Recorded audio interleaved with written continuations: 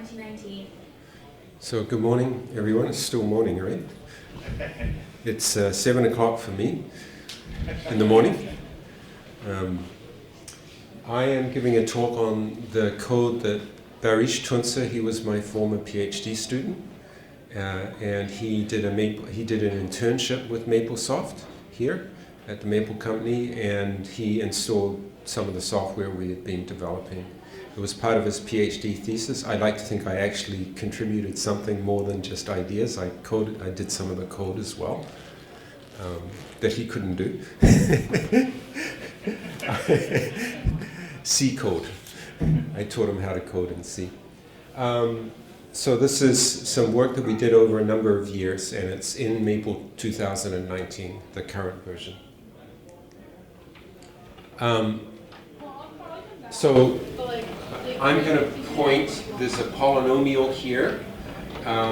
It's a multivariate polynomial in 3 variables, x, y, z, and I've just used the factor command to factor it. So I'm interested in that factor command and how it did this factorization. It's been able to do this since the early 1980s. So it's not new, it's not a new command in Maple. The main tool used is something called multivariate Hensel lifting. It was developed in the 1970s in the computer algebra community. Keith Geddes is the author of the original factor code. He implemented a version of multivariate Hensel lifting due to Paul Wang. Paul Wang was one of the people who developed this tool, and I'm going to present his algorithm in a moment. Now Keith wrote, he coded it in Maple, and he was writing this book called Algorithms for Computer Algebra, and he presented the algorithms in chapter 6 of this book. Because it's the only book which describes how to factor polynomials, multivariate polynomials, everyone who wants to factor multivariate polynomials uses it as a reference. And I found out that Alan Steele used the code from this book in the Magma implementation. It was used in the Reduce implementation. It was used by Roman Mader for the Mathematica implementation. And Michael Lee is the author of the Singular Code, and he modified it something. He did a PhD thesis in factorization also. So his code is not quite the same, but it started with this code. And because Sage uses singular for factoring polynomials, essentially this Paul Wang's multivariate Hensel lifting is also in Sage. So it's in almost all of our computer algebra systems. It's the algorithm that's being used. But there were other algorithms developed in the literature, but because it was the only one that's written in a book, it has become the standard. So here's an outline of my talk. I want to attempt to describe Wang's multivariate Hensel lifting. We have 3 contributions that are new in the new version that's in Maple 2019. We have a new method for solving multi-term multivariate diophantine equations. I'll explain what they are. We have an idea for getting to a random polynomial time algorithm. It turns out that Wang's algorithm has an exponential worst case behavior. So we've solved that problem. I'll show a benchmark. Something else we worked on was how to handle factors with large integer coefficients. I'll show another couple of benchmarks and come to a conclusion. So, as an outline, here is how Wang's algorithm works. I have the factorization that I showed a moment ago. Here's the input polynomial and its 2 factors. If I substitute in z equals 3 into all 3 polynomials there, I get this bivariate image. So I have a bivariate polynomial and 2 bivariate factors, and if I then substitute in another value, I get a univariate image of the original polynomial and its factors. Turns out that these are irreducible. Doesn't always happen, but it happens with high probability. And now I can describe how Wang's algorithm works. So the first step is to factor a univariate image using a univariate factorization method. And then the multivariate Hensel lifting kicks in. We go from one variable to two variables, from two variables to three variables. So we recover the factorization in one more variable in sequence. Okay, and if we look at how that works, how each step works, Wang's algorithm recovers the coefficients in y. When it's recovering y, it recovers the coefficient in y to the 1, then y squared, it's 0, and then y cubed until it gets up to a degree constraint. So it's one variable at a time, 1 degree at a time, highly sequential. A detail is the whole Hensel lifting is done modulo a prime or a power of a prime. And that prime or prime power has to be bigger than any of the coefficients in the factors or the input. And so looking at my example here, I see that the biggest coefficient in the input is 30. It's bigger than any coefficients in the factors. I don't know if the coefficients are positive or negative, so I need to account for that. So 2 times 30 is 60. Bigger than that is 61. 61, is that a prime? Yeah. It's a prime? Okay, today? Yeah, good. So 61 would be a prime that would solve this problem, but we don't know this in advance. We need bounds for the sizes of the coefficients. Okay, so here's a technical slide to show the steps and the main idea of Wang's algorithm. So I don't know if... so the input is a polynomial. We're doing everything mod a prime or a prime power. I've used a prime here. And we have the factors in j-1 variables. We have the input in j variables, and I'm trying to recover the jth variable in the two factors. I have the factors of this polynomial evaluated at alpha j. So when I plug in xj equals alpha j into my input polynomial, I have the factorization. So let me just drop back here. Maybe I'm trying to recover the z polynomial. So I know the input polynomial, and I've got these two factors, which come from putting z equals 3 into the factors. So I'm going from here to here. I'm recovering a variable. There's a condition, a technical condition, that the polynomials, the factors, when evaluated at our evaluation point, z, y, whatever variables there were, when we get down to one variable, they're relatively prime for the Hensel lifting to work. The idea of Wang's method is the following. If you write the unknown factor, so fi is the unknown factor we're trying to get, we're trying to recover the jth variable. If you write it as a Taylor polynomial, where you're expanding it at about xj equals alpha j, so this is just a Taylor representation for the polynomial. We know this. The algorithm is going to compute these coefficients one at a time in a loop and recover the polynomial in its Taylor representation. So I've got a description of the algorithm. I initialize the factors that I'm trying to compute to these coefficients, which is the factors in one less variable from the previous step, compute an error. It'll look like a Newton iteration. This is the input polynomial minus the product of the factors that I've got so far. If this was 0, then I'd have the factorization.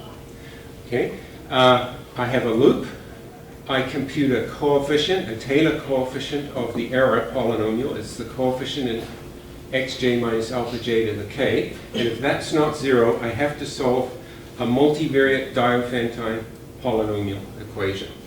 And, well, it looks a bit ugly, but it's a sum where the sigmas are unknown polynomials. They will be these coefficients that we're trying to get, times a known polynomial, which is a product of the factors less one of the factors, is equal to this Taylor coefficient. So this is a multivariate diophantine equation, and this is the heart of the algorithm. How do you solve those? Because once you've solved them, you just trivially update the factors. You recompute the error, you go around, and the stopping condition is when Well, you know the degree of the input in the variable that you're trying to compute because you've got the input. When the product of the factors you've got has a degree in that variable which is greater than or equal to this, you should stop. So you keep going until that condition holds. And at the end of that loop, if the error is 0, you've got the factorization, otherwise something went wrong, and you have to restart. Now, Wang's method for solving these multivariate diophantine equations is exponential so it's order d to the n, where n is the number of variables, and d is just a degree bound. A degree, take it to be the total degree of the input polynomial. If the alpha i's are non-zero, and because of all the conditions on the inputs, for some polynomials, it's not possible to choose the evaluation points to be 0. 0 is nice. 0 simplifies Wang's algorithm a lot. So it can be exponential in the worst case because of the conditions on the alphas that forces you to choose some of them to be non-zero. So that's a problem with his method. When I show you some timings, you'll see this. You'll see that, as I increase the number of variables, the time goes up quite a lot. Whereas our algorithm, the time will be bounded. So we have 3 contributions. The first one is how to solve these multi-term diophantine equations. So there is a method in Keith's book that he uses, and I just want to present the method and then just tell you what we did to improve on it. So just look at this first equation. This is, so in this example I have 4 factors, and I'm going to have to solve equations of this type for the sigmas. And these little products, you'll notice that this one doesn't have F3, this one doesn't have F2. So that's the equation we have to solve. And then if you look closer, you'll see F1 is a factor of these 3, so I've regrouped it here. I've just written F1 times the other terms. And F2 is a factor of these 2 terms, so I've regrouped those 2 terms. I've labeled these polynomials.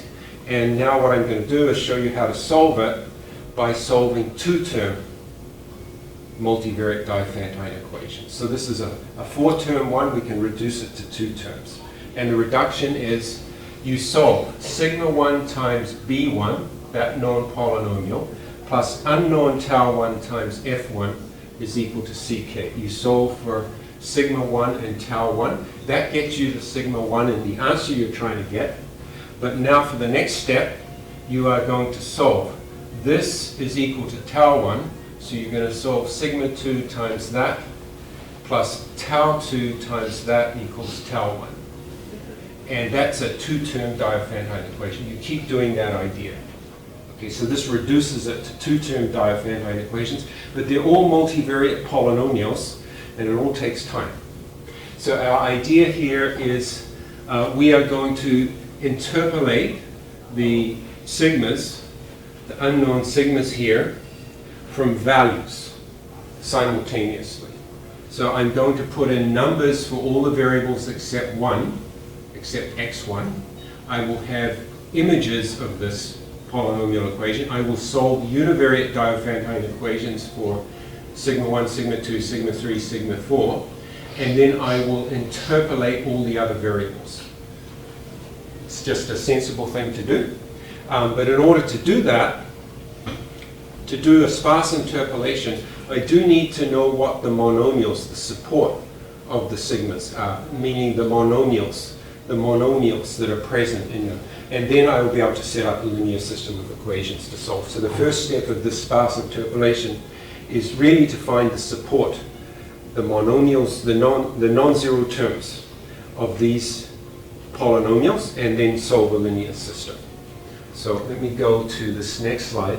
So this is the main idea to get from exponential time down to polynomial time. So I'm going to just consider the following example with you. If I have this factor, this polynomial f, and I'm trying to recover the z variable, I've written z as a Taylor polynomial expanded about alpha 3, and then I've put down here two choices for alpha 3. Alpha 3 is 0, and alpha 3 equals 2.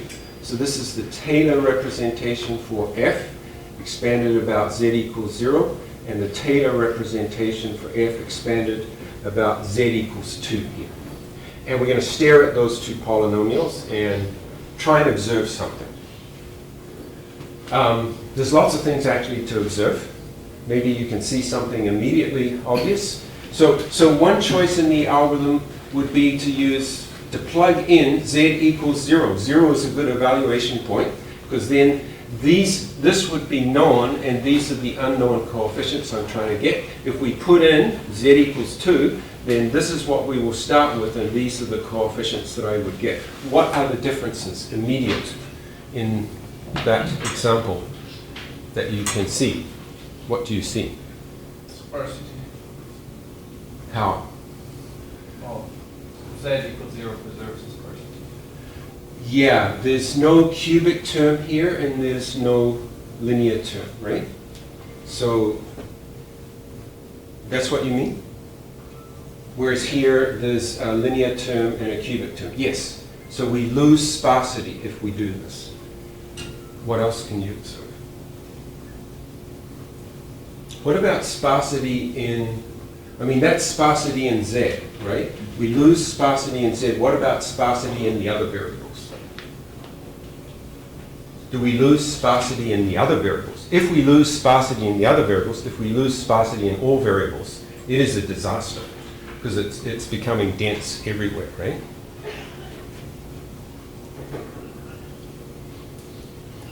Where do these coefficients come from? They're Taylor coefficients, right? You can get them by differentiation and evaluating at z equals alpha, right? There's a formula. The kth Taylor coefficient is the kth derivative. So when you differentiate, terms don't magically appear, they disappear, right? So these coefficients have to get smaller. So we don't lose sparsity in the other variables. That's crucial. What else? Well, I'm not expecting anyone to see this, but our key observation is the following. If you look at the second example and you look closely at the monomials that are present in the note, so we're starting with this. This is our factor in two variables, so we know this. You'll see monomials 1, xy, y cubed, x cubed, and over here there's y cubed, which is over there, xy, which is there, and 1, the 1 monomial is there. We lost the x cubed monomial, but these three are a subset of that. And they appear here, 1, xy, y cubed. The 1 monomial here is there, and the 1 monomial here is there. Correction, is right there. So we have a lemma that says that this is not the case up here. If you look at the monomials here, you'll see that there's a y cubed here, but it's not there, and xy here, that's not there. Okay, so what I want to say is that this pattern where the monomials in this coefficient are a subset of the monomials in that coefficient does happen generally. We have a lemma in this CASC paper that says if the alphas, if the evaluation point that I use is chosen at random from a sufficiently large set, you need to quantify that, then I will get this support chain. I will have that the monomials in F0 contain the set of monomials in F1. I'm sorry, that should be sigma 1 there. So sigma 1 equals F1 here. And so I have this containment chain. And that's nice because it means that if I'm trying to solve for sigma 1, I already can use the monomials x cubed, y cubed, xy, 1, and then set up a linear system to solve. So the hard part of the sparse interpolation is done. And it's dense in z, but it's sparse in the other variables. So there is a cost, a one variable cost, but it's not a disaster. Okay, so I have this slide, another technical slide, that's saying what we're going to do. At the end, I'm going to have to solve lots of Vandermonde systems. That's the takeaway from this slide. And van der Waals systems have a unique solution if and only if what? There's a condition on the determinant, which, yeah. So let me just run through this. We're going to let sigma ik minus 1, meaning a coefficient from the previous step, be a given polynomial in x1. It has coefficients aij and all the other variables, and I'm going to let capital X sub ij be the monomials that are present in that coefficient. And I'm going to assume that the monomials in the next coefficient are a subset of the monomials in that coefficient. So this is this lemma being assumed here. So I'm going to write this polynomial in exactly the same form, where the bij's, each bij has the same monomials in aij. So bij is the sum of unknown coefficients times some monomials, where these monomials are coming from here. Then I'm going to plug in numbers for all the variables except one and solve univariate images, solve the diophantine equation in one variable, and then interpolate those variables. So I pick some random evaluation point. I plug that in to these b's are just the products of the f of the factors. I just wrote them as b's here. So I plug in the points for x2 through xj minus 1 into here. So I get a univariate polynomial. I plug those values into, this is the Taylor coefficient from the previous slide. I'm plugging in points for all the variables except one, and I get a univariate diophantine equation to solve. So I solve that. There's a technical condition needed for that to have a solution. And then I equate coefficients and solve linear systems. Here I've got for every factor, I've got to, so there's a triple loop here. There's for each factor, for each coefficient in x1, solve a linear system, and it's a van der Waals system. Now I have 3 green boxes because the 3 green boxes represent the places where I might get unlucky. So for the van der Waals system, you need that the support have unique values. Something has to have unique values. 1, x squared, x cubed, or whatever it is, has to have unique values. So that translates into the supports. In other words, all the monomials in one of these coefficients, when I evaluate them at betas, I must get distinct values. And then I have a unique system for the van der Waals system. That turns out to be a birthday problem, if you're familiar with that. Up here I'm making that assumption, which I called lemma 1, that in fact the monomials in this polynomial are a subset of those. And down here I have this GCD condition. So in the paper we have to analyze these conditions to figure out what the probability of going wrong is. And then the basic idea is to make sure you choose the prime big enough so that that probability is low. Okay. So this is a benchmark that Baris did comparing Wang's method in Maple, the old Keith's code, with an old version of our code. MTSHL stands for Monagan, Tuncer, sparse Hensel lifting. And in brackets I've got the portion of the time spent solving those multivariate diophantine equations, because I said that's where most of the time is. And then we have a newer version. This is using the simultaneous interpolation idea. These timings are for R is the number of factors here. So I have, this is the number of factors, N is the number of variables, D is the total degree of the factors, and sharp FI is the number of terms in each factor. Now I'm just going to look at one line in the slide, the one in blue. So what this is saying is that for this problem, 3 factors, 9 variables, degree 15 for each factor, 100 terms per factor. You multiply that out, you get at most 1,000,000 terms, so that's roughly the size of the problem. Wang's method took 2,300 seconds. Of that, 2,200 was solving those diophantine equations. That's that exponential factor. And if you increase the number of variables from 9 to 11, it gets worse. OOM means out of memory on the machine. So the improvement is here.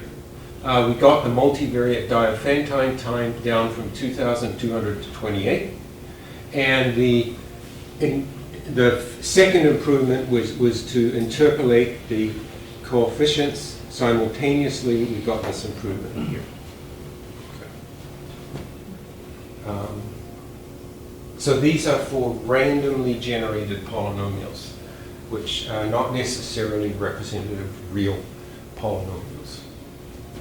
Meaning we randomly generate, we choose the terms at random from all the terms up to degree 15 in 9 variables, and with random coefficients. What about factors with large integer coefficients? I'm going to describe first Wang's method as implemented in Maple. It does the following. I already showed you this on the first slide. You factor a univariate image. In other words, you choose an evaluation points for all the variables except one, and you have a univariate polynomial, and you factor it. That's the univariate factorization. And then you start the Hensel lifting. And Wang's method works mod a prime or a prime power, which needs to be bigger than, you've got to recover the factors, so it needs to be bigger than the integer coefficients in the factors so you can get the final answer. But you also want it to be bigger than the coefficients in the input. And for that, Wang used this bound, and I know of no other bound. It's in a Russian book by Galfond. It's translated into English in 1953. And it says the biggest coefficient in a factor is less than or equal to e to this. These are the degrees of the polynomial, the input polynomial. So d1 is the degree of the input polynomial in x1. And so the coefficients in the factor are bounded by this quantity times the biggest coefficient in the input polynomial. So that's actually quite a big number, because if the degrees were, say, all 10, and you had 10 variables, this would be e to the 100, which is more than 100 bits, right? So that would mean you're beyond machine arithmetic. Every operation in Hensel lifting is with giant integers, because he's working mod a power of a prime bigger than this bound. So that usually that costs you quite a lot. That adds an additional factor to the cost. Multi-precision integer arithmetic. We propose instead to do the following. So we factor the univariate image at the beginning. That's the same. We are going to run the Hensel lifting mod a machine prime. So we're going to pick a prime that's suitable for the computer. So a 64-bit computer. You could choose a 63-bit prime, 64-bit prime.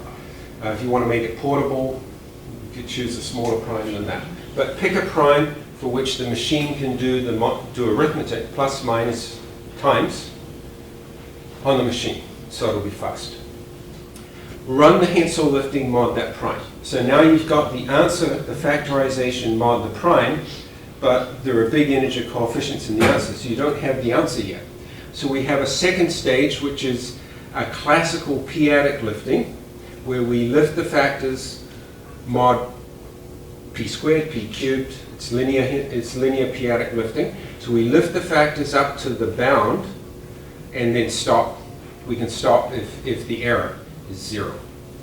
And the thing about this step is that you have to solve more of these multivariate diophantine problems. And now they're in n variables instead of 2, then 3, then 4, up to n minus 1. So you've got the maximum number of variables there. So if you were using Wang's method to solve those, this would be very expensive at this step. But with our new tool for solving these, it's feasible now. It's hopefully good. So that's how we're doing it. So this is in Maple 2019. So this is for this is an experiment to test if factoring big integers using this new idea is helpful. So in this table, we have n is the number of variables, so 5 variables, degree d, number of terms, and L is the, L is the power of the prime needed to recover the answer, and capital L is the bound. Okay, so Wang's algorithm, if we use the bound, will lift, for this example, up to mod p to the 9. But you could stop earlier if you knew the right size in advance. Okay, so this is the time doing all arithmetic mod p to the L, meaning p to the 9, it's this, and then if we do that linear p-adic lift, so we do the Hensel lifting mod p, then we lift up to, we will stop at p to the 4th because we will find that the error is 0.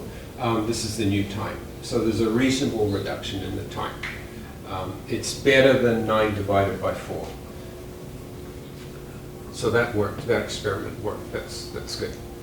Finally, all those examples were sparse factorization problems. We were interested in how we would do on a dense factorization problem.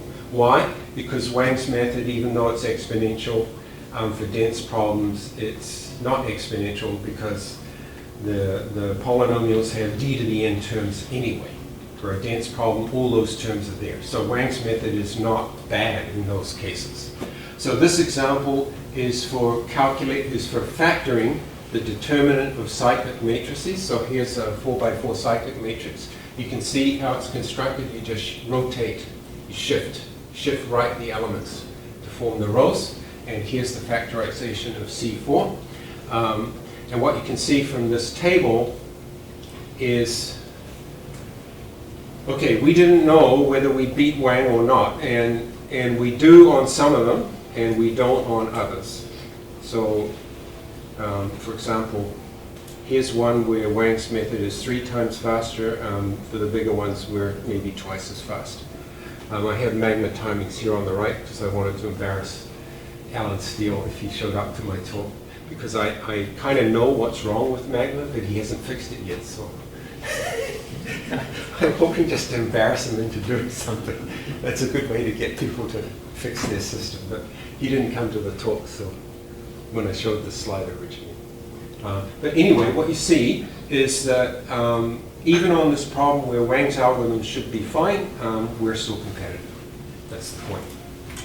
Thank you for coming. A couple of final comments. Baris installed the new code into Maple for Maple 2019. This was done under a MyText internship with Jürgen here.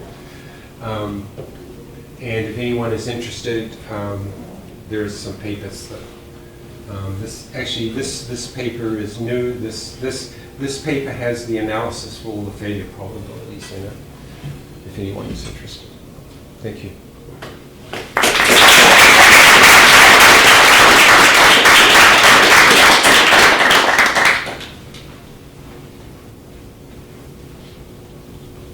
So if you knew the bound on the, for whatever problem you're working on, you know the bound, and does the algorithm allow you to input this somewhere? Could you tweak it so that you can say, oh? I don't think so, but that's a reasonable thing to request. Yeah. But the algorithm detects automatically. So the algorithm is a p-adic lift. Once the error is 0, it stops. Okay. Right? So it essentially lifts up to the correct point. So it automatically stops. However, if one of those conditions is false, I need a bound to know when to detect that something has gone wrong, and I will go up to the bound. I've got while error is not equal to 0. If error is not equal to 0, it's wrong, something went wrong. So I still need to know a bound for detecting if something has gone wrong. So it could still be useful. So if you knew, for example, that p is less than 100. If I knew the coefficients in the factors were less than 100, that would be extremely useful information, potentially, yes. And we have no way of telling it that at this point. That's correct.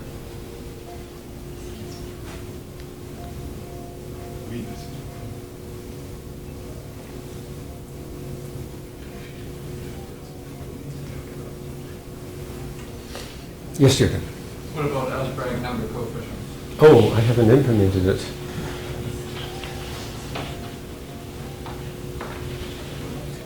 Well, one of the challenges will be to get bounds. Or we reduce to the integer case where we have bounds. We eliminate the extensions, but that's expensive, yeah. That's what's done right now. Yeah, can be The biggest expensive. bottleneck in polynomial factorization. Then I'll show this slide just for interest. Maybe someone's interested. When we do the p-adic lifting, there is a failure that could occur, which is like the Taylor series. I made an assumption about the monomials being right, and if they're not, then it's wrong. Something like that happens at the final stage as well. So I just want to show you, because there's a theorem that we had to prove.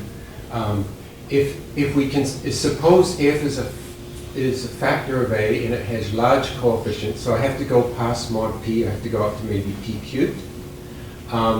So I have a prime, and I'm constructing the factors in the p-adic representation. So I'm constructing them as some coefficients. These are polynomials in some variables, say x1 to xn, whose coefficients are reduced mod p, and I'm constructing f in this p-adic representation. So it's a sum of coefficients times powers of primes. After running the multivariate Hensel lifting mod p, I've got the first one here. I've got f0, and I'm trying to get these new coefficients here. So I have an example, f equals, this is the known polynomial, so this times 1 plus something times p plus something times p squared. So I would be trying to compute these two terms to get the final answer. And if you rewrite this, if I flip the order of the sum that's here, so that I gather all the coefficients in x1. So this is 2 times 1, so that's that. And then in x2, there's a 5 times 1 plus 2 times p squared, that's this one. There's a 0 coefficient there. And the coefficient in x3 is 7 times 1 plus 3 times p. That's that one right there. Okay, now in this example, you may notice that the support of f1 is contained in the support of f0. The x3 is there, but the x2 is not there.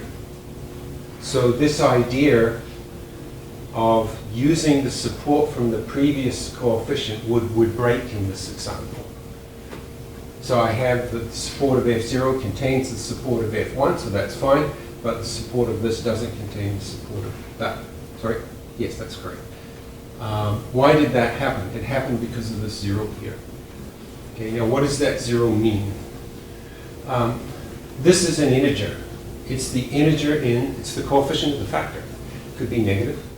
It's an integer. And I chose the prime, right? I chose the prime, a machine prime, to use to do the whole factorization. And in the p-adic representation of that integer, I got a 0. That should not normally happen. If I choose the prime randomly and you give me an integer and I write it in its p-adic representation, it will be dense. There will be no 0 coefficient. 0 is unlucky somehow. And that 0 causes a problem for the algorithm. But the upshot is this is not going to normally happen. If I choose the prime randomly, then I will have a dense representation. So the theorem is if we choose the prime from a sufficiently large set, then the probability that that support chain holds will be high. So in practice, it's going to work as long as I choose the prime big and randomly. Did that make sense? It has to do with just thinking about an integer you choose a prime randomly, what's the chance that you get a 0 in here? It's low. It's unlucky. Okay, thank you.